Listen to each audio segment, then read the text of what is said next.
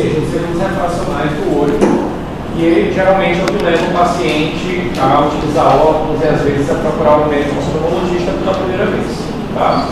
Só que antes de entrar no assunto, eu vou falar um pouquinho da nossa acuidade visual, que é importante para entender a miopia. Tá? Então, eu sempre estou falando para vocês, o paciente pode ter uma visão de 20/20, 20/60, 20/100, tá? Isso é a medida que a gente usa para saber o quanto que o paciente enxerga, tá? É a nossa acuidade visual, tá? É a forma de medir ali na tabelinha, que eu vou mostrar para vocês, a visão do paciente. Só que isso daí, pessoal, não é a única forma de medir a visão do paciente. Existem várias outras formas de a gente medir. Por isso que é muito difícil o paciente, ele pergunta sempre para a gente: doutor, quantos por cento eu tenho de visão? Isso não é uma pergunta simples de responder, porque existem várias formas de você medir a visão do paciente. Por exemplo, através da tabela, que eu vou explicar para vocês hoje, você vai ler aquela letrona grande e vai diminuindo até ficar bem pequenininha. Como é que você define isso daí? Através é um tamanho programado de letras que vai diminuindo e você consegue diferenciar os contornos e as bordas para diferenciar uma linha da outra. Porque aí você define que letra que é, né, se não é um ponto só, né, e aí você define a acuidade visual do paciente.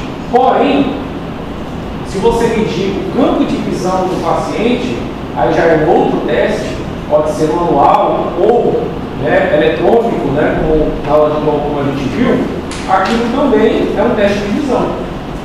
O paciente também pode ter um campo de visão restrito por alguma doença, por exemplo, o glaucoma, e ele pode ser considerado cego um campo de visão restrito, né? Ou seja, uma visão tubular, uma visão que impede ele de ver os campos.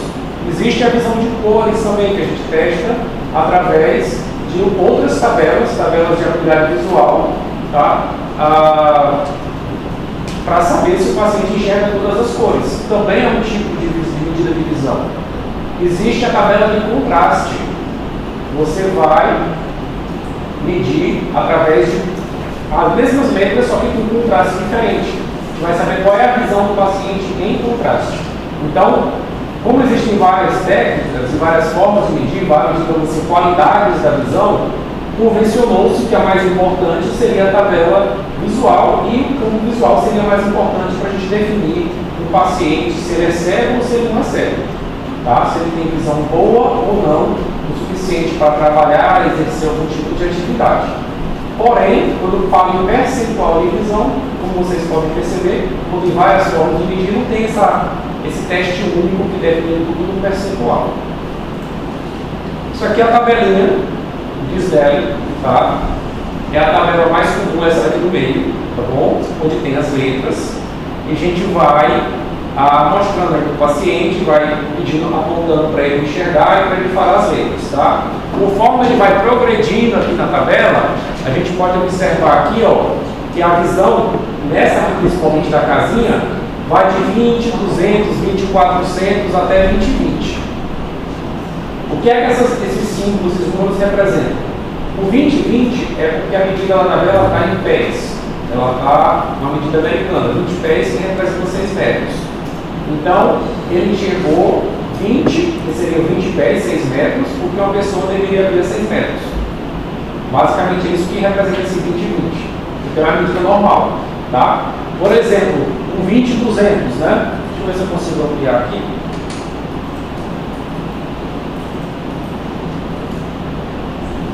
Mais fácil, né? Ó, aqui, ó, 20 e 200. Significa que ele viu a figura, que ele está sentado a 20 pés, só que ele viu que uma pessoa normalmente veria 200 pés. Né? Ela veria a 60 metros. Então essa visão dele aqui está ruim. Uma pessoa normal veria a mesma casinha a 60 metros, ele está vendo só a 6. Então, conforme a gente vai subindo aqui, na tabelinha, essa medida 20 e 20 vai ficando 20 e 25, 20 e 30, 20 e 40, 20 e 50. Né? Vai piorando a visão dele. Ou pode ser representada como fração, né? 1, 0,9, 0,8, 0,7, 0,6. E aí tem médico que fala que a visão aqui, ó, 0,1, ele fala que é 10%. porque a total seria 1, só que é só para o paciente entender, mas não é na verdade 10%. Né? Então isso daqui, ó, seria para quê? Essa tabelinha aqui? Paciente que não sabe ler e escrever, né? Então ele não sabe ler, criança também, às vezes não conhece todas as letras, tá? Então a gente ensina para ela que a letrinha aí, ela está apontando para diversas direções, para baixo, para cima, para a esquerda, para a direita, e aí ela vai mostrando com a mãozinha dela, a partir de 4 anos, a criança já informa super bem isso daqui, a gente consegue medir a acuidade visual da criança, tá? Se ela não for capaz disso aqui, a gente vai perguntando na figurinha também, ela fala bem também as figurinhas, tá bom? E se ela identificar, se ela identificar, por exemplo, a primeira e a segunda figura, mas a terceira e a quarta não identificar? Não entendi a pergunta. Por exemplo, se na última linha. Na última. A pessoa identificar a primeira e a segunda figura e depois não identificar a terceira e a quarta. É porque todas as. Na mesma linha que eu estou falando? Todas as figuras, teoricamente, têm o mesmo nível de dificuldade. Então, se ela enxergar várias figuras de uma linha só, ela tem que ler todas, né? Se ela não viu, é porque ela não sabe que desenho que é, né? Às vezes ela não sabe nem que desenho que é, pode passar grande que ela não sabe o que é, né? Mas se acontecer, tu pode deixar escrito no prontuário 20/20 parcial. Não aceitou todas. Então aqui tem que ter boa iluminação, não adianta fazer o teste no escuro, tem que estar na distância correta, não adianta também colocar a tabela longe demais, que ela é padronizada, tá? E visão normal é a visão considerada 20/20.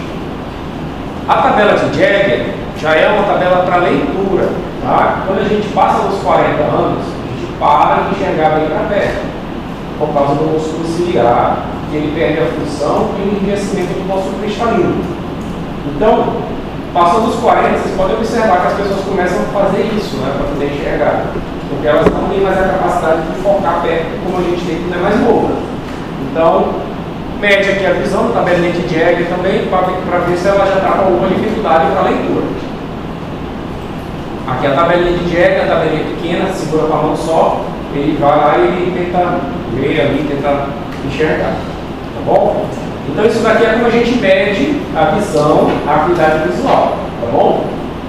Aí vamos falar de quê? Das ametropias, que é o paciente que não está conseguindo ler essas linhas. A ametropia é qualquer erro refracional que o paciente venha a ter, né? Como miopia, hipermetropia, astigmatismo, presbiopia. Vou falar de cada um agora. Deixa eu ver aqui.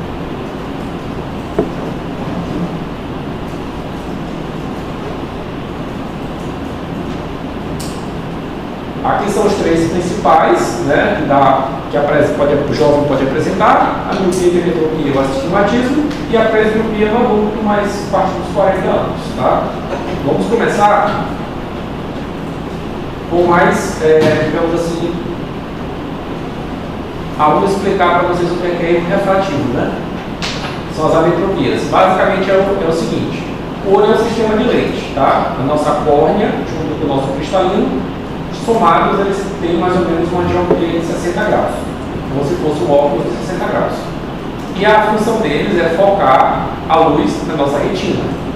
Então, se acontece qualquer fraqueza nesse sistema de lentes, por falta de dioptria ou excesso, o foco não vai bater na retina. Então, o paciente vai vir borrado. Então, a gente precisa pegar esse foco aqui e jogar ele na retina, basicamente focar ele na retina. É por isso que cada paciente ele tem um grau exato, tá? Um grau exato que vai jogar a luz na retina dele. O paciente mais idoso, eles têm agora um óculos mais forte, para ver se ele enxerga mais. Gente, o óculos não dá visão para ninguém, ele só foca na retina. Se você jogar um grau mais forte, vai desfocar, vai sair da retina. E ele vai passar a não enxergar mais. Do contrário, é só botar o óculos bem forte no céu e ele enxergar, né? Então isso não acontece. Tá? Por que acontece a refração? O que é a refração? A refração é uma mudança da direção da luz quando ela passa de um meio para outro meio, com densidades diferentes. Tá? Então aqui vocês podem observar que na água, na piscina, é muito comum a gente observar isso daí. Às vezes dá a impressão que a piscina é mais rasa, né? Porque ocorre uma mudança na direção da luz e a gente tem a impressão que um objeto pode estar num lugar que na realidade ele não está. Olha só, imagina se tivesse um peixinho aqui, ó, caso aqui, né? Tem um peixinho aqui, aí você está vendo aqui o peixe. Só que para você, a luz sofreu uma refração aqui na água, ela sempre muda de direção quando passa de um meio para o outro. Então, para o observador que está aqui, a impressão que ele tem é que o objeto estaria aqui. Só que é uma ilusão, né? É uma impressão falsa. Por isso, quando você vai pescar de arpão, você tem que jogar o arpão no lugar que, teoricamente, o peixe não está. Você vai acertar ele. Se jogar onde você está vendo, você vai errar sempre. Então, isso daqui, esse aparelho que é o GRINS, ele possui lentes, onde tem praticamente todos os graus, a maioria, 99% dos graus do nosso dia a dia, para corrigir qualquer erro de refração que o paciente venha a ter e corrigir as principais ametropias. Tá? Esse GRINS aqui vai de menos 22 a mais 22, o grau dele. Então, tem bastante grau. E se não tiver aí, paciente com mais grau ainda, a gente tem no consultório as armações de prova, que é um óculos sem lente, e a gente pega a lente na gavetinha, vai colocando, encaixando no óculos e vai aumentando mais ainda o grau. Poucas vezes é utilizado porque até 22, né, é mais comum. Então eu tinha falado da miopia, que é o mais, digamos assim, o mais frequente, tá, de todos, tá? A miopia, na verdade, é quando o objeto aqui, ele é focado antes de chegar na retina. Então, por que o objeto não é focado na retina? Por dois motivos. Ou esse sistema óptico, córnea e cristalino, eles têm um excesso de convergência, tá? Eles têm uma dioptria, um grau maior do que o necessário para convergir a imagem, e converge demais. E aí, quando ele converge demais, o objeto ele se forma aqui, ó, bem antes de chegar na retina. Tá? Por isso, o paciente vem embaçado, ele não consegue enxergar nada que está longe dele. Um outro motivo que pode acontecer também, para a imagem se focar, digamos, antes de chegar na retina, seria se o cristalino e a córnea tivessem o grau correto, adequado para aquele paciente, porém, o olho dele alongasse demais. O formato do olho fosse maior do que o normal, ele esticasse, né? Então, se a retina, por exemplo, fosse aqui, também a imagem ia formar antes da retina, também ia ser miopia do mesmo jeito, tá? E como a gente pode observar aqui, ó, tá tendo muita miopia, né? Já explico para vocês por que está acontecendo isso. Aqui um desenho esquemático, ó, mostrando um olho normal, digamos assim, né, de tamanho normal, e um olho alongado, um olho um pouco maior do que deveria ser, por isso ele é míope, tá? Se o olho fosse do tamanho normal, ele formaria a imagem da retina, mas como o olho cresceu demais, aí a pessoa vê tudo passado, ela precisa jogar essa imagem para cá, tá? Por que o míope ele está aumentando bastante, né? Porque está tendo muita miopia do planeta, né? As crianças ficam cada vez mais míopes por conta do excesso de eletrônicos, o excesso de uso da nossa visão para perto. A miopia, ela é um grau que desfoca muito para longe, mas quem tem miopia sabe que enxerga super bem para perto. Tirar o óculos, a pessoa enxerga tudo de perto, ela vê tudo. Então, quando você dá um celular para uma criança, por exemplo, ela fica ali o dia todo no celular. E o celular está ali, ó, 10, 20 centímetros do rosto dela. Então, o olho ele vai se adaptar para enxergar melhor nessas condições. E quem enxerga melhor para perto de todos é a miopia. Então, o olho vai crescer. Então, é comum ver crianças com 7 graus, 8 graus de miopia, criança de 5 anos às vezes, porque fica no celular o dia todo. Tá? No adulto, já não tem mais tanto essa influência, porque o olho já desenvolveu. Né? Então, não é tão, digamos assim, ruim, não é tão maléfico ali para o adulto como é para a criança. Para a criança é pior. Tá? Então, como é que a gente vai corrigir isso daqui? Se a imagem está formando antes de chegar na retina, está convergindo demais, a gente precisa só afastar um pouquinho a imagem para chegar na retina. Então, a gente usa a lente aqui, ó, lente divergente, tá? É uma lente que ela vai abrir um pouco a imagem para contrabalancear a córnea e o cristalino que está fechando rápido demais. Então, a lente do óculos do míope é essa lente aqui. é a lente divergente, tá? Aqui o desenhozinho esquemático, ó, mostrando, ó, vem a luz aqui em paralelo, aí ela abre um pouco a imagem, né? A imagem vai chegar um pouquinho mais aberta aqui no olho, e o olho vai fechar do mesmo jeito, só que como a imagem chegou mais aberta, agora ela consegue focar na retina, tá? Então é assim que a gente corrige um paciente míope. Professor, aqueles exercícios que as pessoas falam de olhando para longe, Exercício. o pessoal fica olhando para longe, Não, isso aí eu vou falar pra vocês. Isso aí quem inventou foi uma vigarista, que nem médica é. Ela nem sequer é profissional de saúde.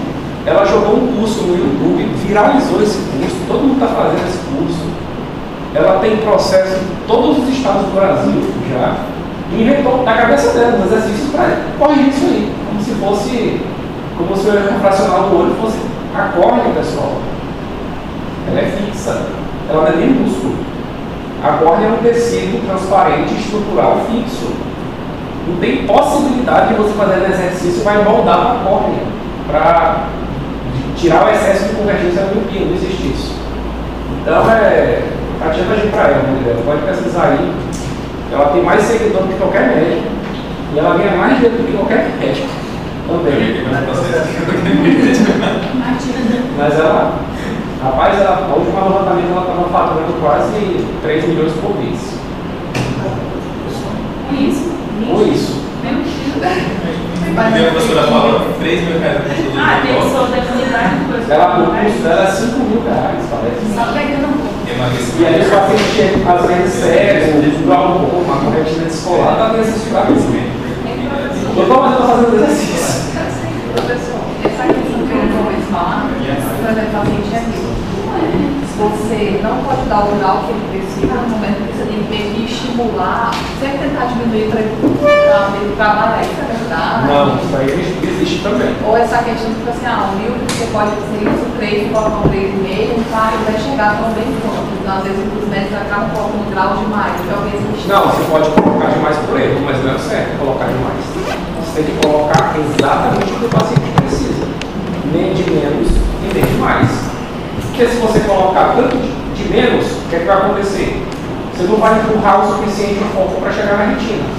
Né? O foco é formado antes. Você vai botar de menos e vai empurrar um pouquinho. Vai melhorar a visão dele, vai ficar embaçado.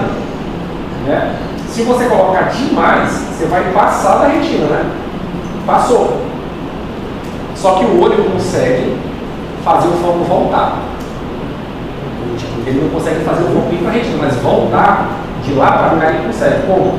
Através da acomodação.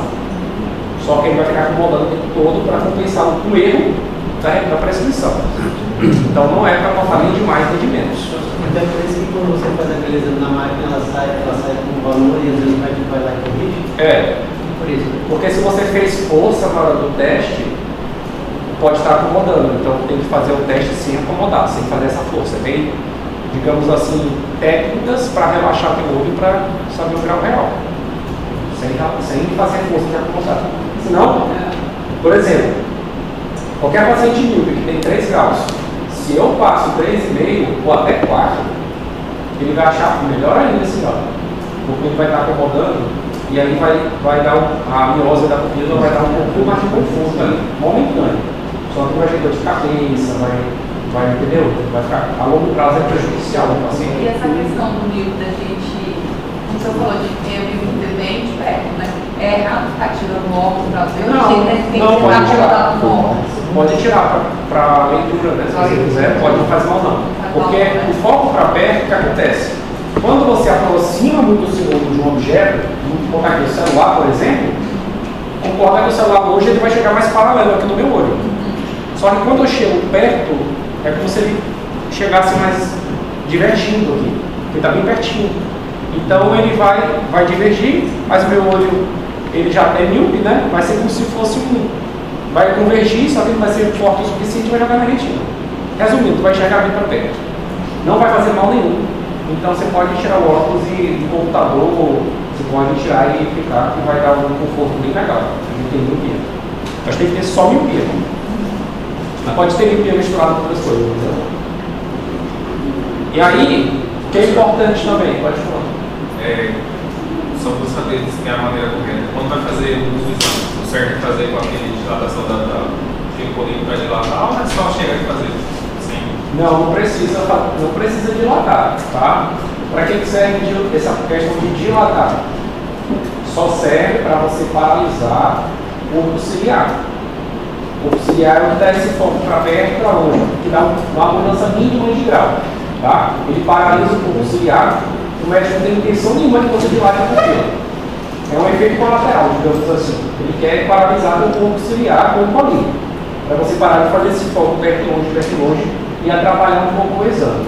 Só que isso é desnecessário, tá? Por quê? Porque tem técnicas para você usar bobins para dar um fole, que é o relaxamento do olho, e não precisa você ligar com a linha e a pessoa ficar dilatada 6 horas. Só para isso. O grau não muda, não interfere nada. Mas se for uma criança, aí criança é mais difícil de colaborar, de responder, aí é melhor paralisar logo tudo para, pelo menos, já é um fator de confusão a menos. Mas adulto não tem necessidade não. Tá? E outra coisa que eu esqueci de falar, mas é importante também, nessa situação aqui, ó, o míope, você percebe que quando o olho cresce demais, a retina que está dentro do olho, às vezes ela não acompanha. E aí ela descobre. Começa rasgando aqui na periferia, ela começa a rasgar ali, que ela não rasga.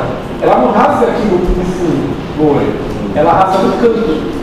E aí, se você não identifica esse rasgo, vai rasgar a retina inteira. O alto míope, que é quem tem mais do que 4 graus de miopia, tem uma chance só 22 vezes maior de descolar e uma pessoa que tem alta miopia. Então, toda pessoa que tem alta miopia, teoricamente, teria que fazer exames a mais, como mapeamento de retina, uma retinografia periférica, né, para poder prevenir esse descolamento, tá? Verificar a periferia da retina, se estiver começando a saltar, fazer um reforço com laser. E alguém aqui que tem grau forte, assim, mais de 4? Está no limite aí.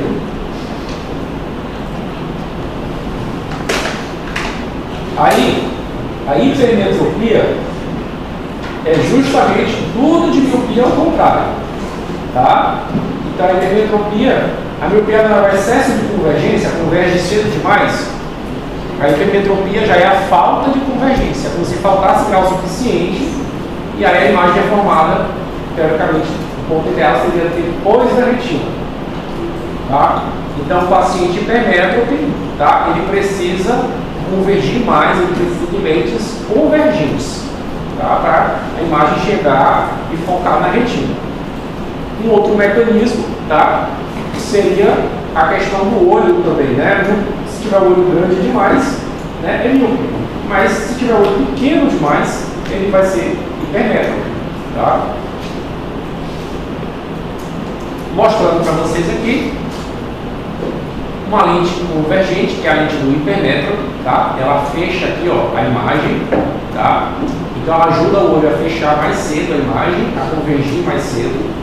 Então está aqui no desenho esquemático, ó, fecha já um pouquinho, o olho já fecha mais um pouquinho e bate aqui na retina, tá?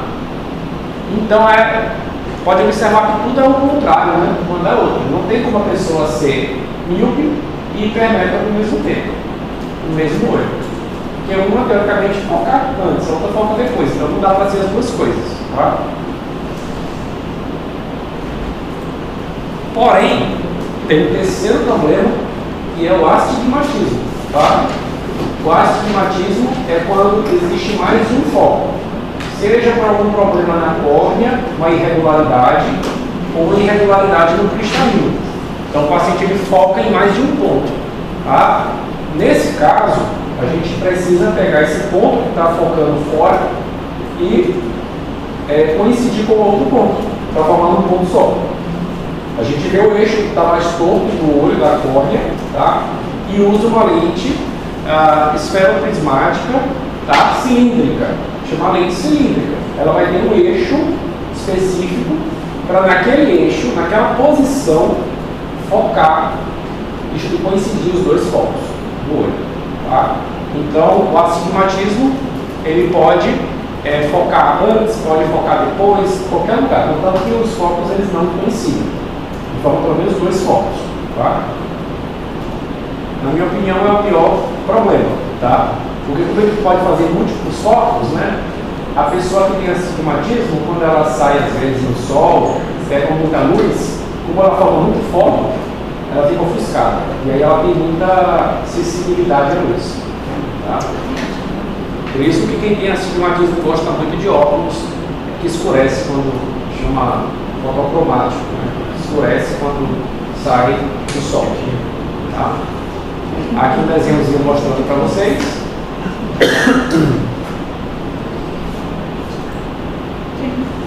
Mais um desenhozinho mostrando as lentes esferocilíndricas. Tá? O diferencial dessa lente é que ela tem que ter um eixo. Quem tem óculos pode ver que se tiver astigmatismo, vai ter um grau esférico, que é o grau da miopia e da hipermetropia, e vai ter um grau cilíndrico, que é o grau do astigmatismo. Aí o grau cilíndrico, além do grau, tem que ter o eixo, porque o eixo é que vai botar a posição da lente. Se a gente trocar o eixo do paciente, ele não vai ver mais nada, porque a lente só vai funcionar naquela posição específica. Ah, o eixo dela está 180, a gente tem que ficar 180. Isso no óculos é tranquilo, porque a gente bota lá e fica fixo. Na lente de contato é mais problemático, porque a lente ela fica rodando no olho, né? E aí quando ela roda, pode desfocar. Então a gente tem que adaptar uma lente com peso, com prisma, né, de base inferior, para poder meio que contrabalancear e a gente parar de rodar um pouquinho para dar mais qualidade visual para o paciente. E o último, é o que todos nós, até quem não usa óculos vai ter, é a presbiopia, tá? Que é a perda da capacidade de enxergar para perto. A gente enxerga para perto porque quando o nosso músculo ciliar contrai, tá? O nosso cristalino, tá? Ele vai mudar o formato dele. Vou mostrar aqui para vocês. Tá aqui, tá? A gente contraindo o músculo ciliar, esse músculo que está aqui, né? As fibras, as zônulas que seguem o cristalino, elas ficam mais frouxas, e aí o cristalino ele fica com um tamanho anteroposterior um pouquinho maior. E aí o foco dele aumenta, como se o poder de óptico dele aumentasse, e a gente consegue enxergar melhor de perto. Tá? Com a idade, a partir dos 40 anos, o que acontece? O cristalino da gente, fisiologicamente, ele vai enrijecer. Ele vai ficar mais duro. E aí a gente não consegue fazer mais esse movimento.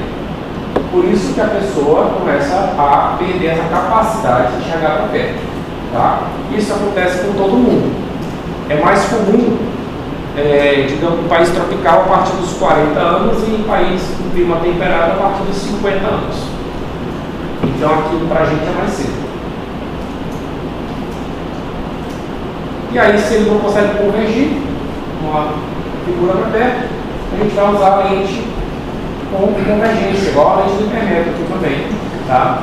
Então é a lente que vai utilizar no óculos, geralmente a gente usa o óculos multifocal. A lente coloca aqui embaixo, né? Positiva, que é a lente convergente, e vai fazer com que esse paciente enxergue bem para perto. Tá? Professor, aquele óculos para enxergar de noite, ele é o quê? Óculos o quê? Para enxergar de noite. Para enxergar de longe? Não, de noite. De noite? Ele tem uma lente específica. Tá falando do Night Vision do exército americano? Não, ele está dirigindo de noite. Não sei que óculos é esse, não. Aquelas lentes polarizadas, por exemplo, quando a parte da luz ela. Mas não é para enxergar de noite. Polarizada só é para tirar o função da luz. Né? A lente polarizada ela vai pegar o reflexo da luz, ela vai simplesmente selecionar uma onda de luz, tá? Que é, por exemplo, vertical ou horizontal, e vai eliminar as outras para dar luz no buscamento. Mas ela é para dia e noite, não é só para noite. É aquele habilitação vem com a marcação, que a pessoa tem que Como a prestar. Como é que é? Não tem habilitação que vem a marcação e de noite a pessoa tem que ter tipo óculos. De noite? É qualquer hora. É qualquer hora, não tem essa de noite. Professor, você por favor, aquela do filtro azul, não é? Não, eu estou falando lente polarizada. A lente do filtro azul funciona. Mas ela não filtra, não. Mas não funciona. Teoricamente filtra, né? Mas não tem benefício nenhum isso aí. Aqui é como a gente faz na prática, tá?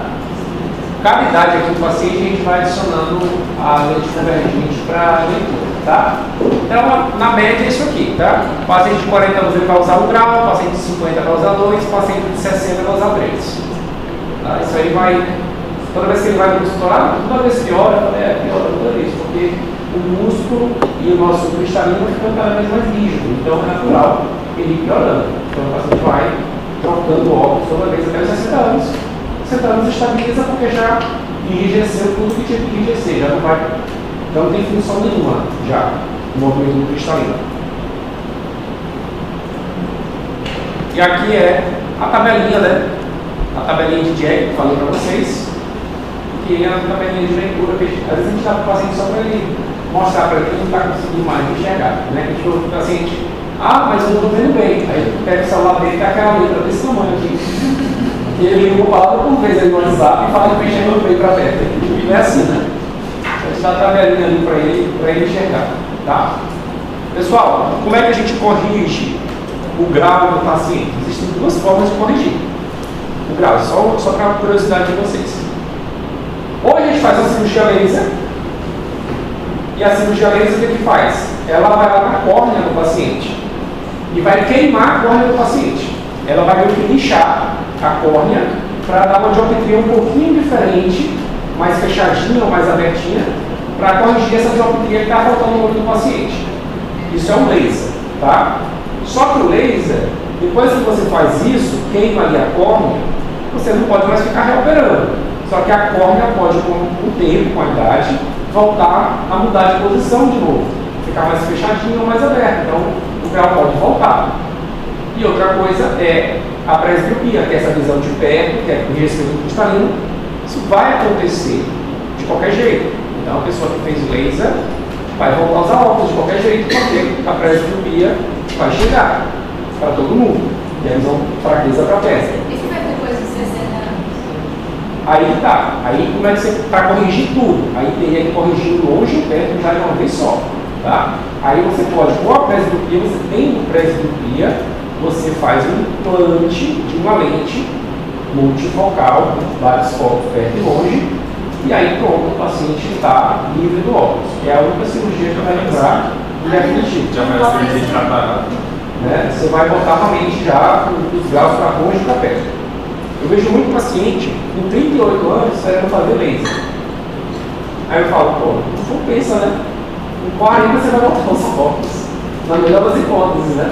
Espera mais um pouquinho e já bota a lente, é melhor. Então, é isso que eu tenho para falar de ametropias, tá? As 4 principais ametropias. Tem mais, só que não é o comum, tá? São ametropias mais, digamos assim, mais esdrúxulas, que às vezes nem o óculos consegue corrigir. Aí a gente precisa de 2 lentes de contato para poder corrigir, de contato rígida, né? No meu caso, por exemplo, dos pacientes com ceratocone. Dúvidas? Não? É tranquilo, né? Então, beleza. Alguém ainda não pegou a prova? Quem quer pegar?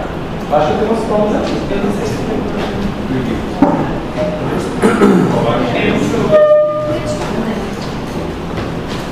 A hora de quem usa óculos vai chegar. Vai. Chega mais perto. Você vai fazer? Vai falar pro Guilherme pra almoçar. Foi um rachinho. Vai arrumar um rachizinho no nerd. Deu, vamos almoçar agora. Sua mãe vai te buscar?